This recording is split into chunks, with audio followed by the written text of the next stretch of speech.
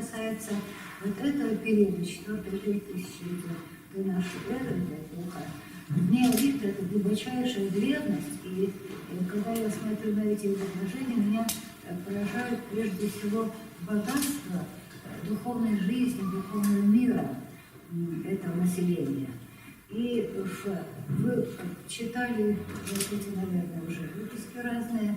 Так, не все они рассказаны, существуют различные точки зрения.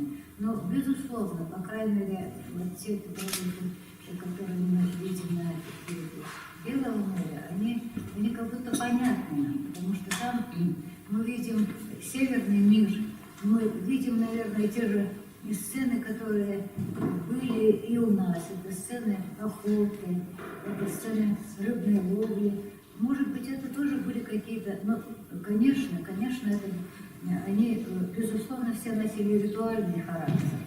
То есть с помощью этих изображений люди, наверное, вымаливали удачи в охоте, удачи в рыбной ловле, такими своеобразными методами, своеобразными средствами, удивительными совершенно.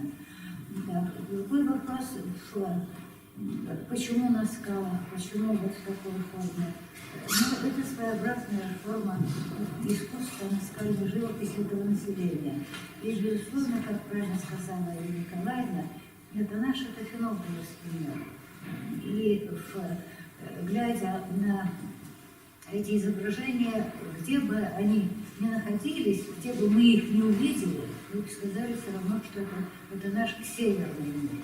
Черногорский ли это, Саламу ли это, ну, вот, может быть, так, или какой-то другой народ, но это северный народ, и в этих изображениях, в этих петроглифах отражается и природа северного края нашего северного края, и мировоззрение, и их представление о происхождении строения Вселенной, о месте человека в этой Вселенной, и о происхождении самого человека, потому что здесь есть сцены, которые о занятиях древнего населения. Это замечательное, богатейшее, потому что сделано прекрасно. Переданы все краски, а вот вы можете только себе представить, это серый камень. И на этом на этих камнях увидеть эти изображения не так просто.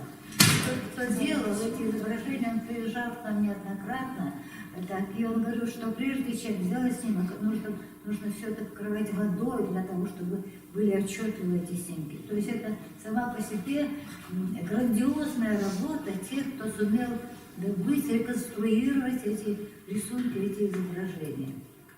Так что молодцы, огромное спасибо тем, кто